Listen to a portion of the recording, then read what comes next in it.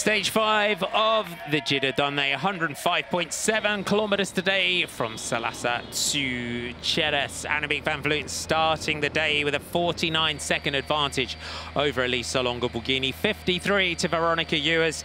She went on the offensive on the Passo del Lupo, the first climb of the day.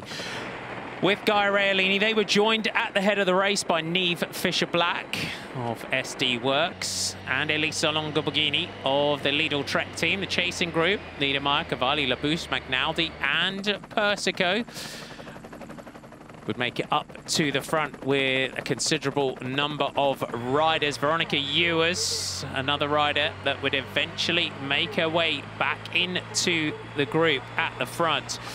But Cavalli, McNally, Persico, Niedermaier and Labous made contact and multiple attacks as Erica McNally was the first rider to go. Silvia Persico then tried her hand off the front.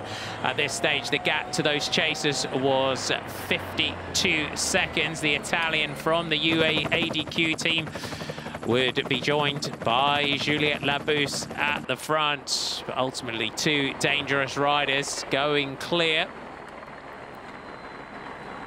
The Ewers group was getting close at this point, down to 39 seconds. The next to try their hand would be Antonio Niedermaier, the German rider who went straight over the top of Persico and Labous. Niamh Fisher-Black was trying to go with the German rider. Van Vleuten was on the defensive with Reolini and Longo-Borghini letting her do the work.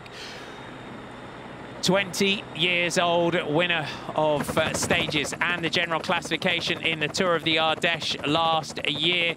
While she was solo, Mavi Garcia and Veronica Ewers made contact with the front of the group, but on the punishing final climb, the Sant Ignazio, it would be Elisa Longo-Borghini and Annemiek van Vleuten that went clear.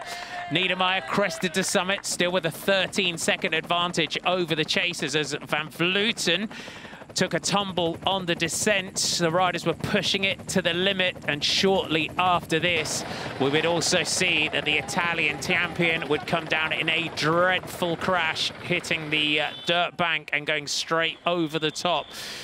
Niedermaier, though, was pressing on at the front, looking for the stage win. We did see that Elisa Longo-Borghini was up and back on her bike and had been joined by teammate Shirin van Anrooy.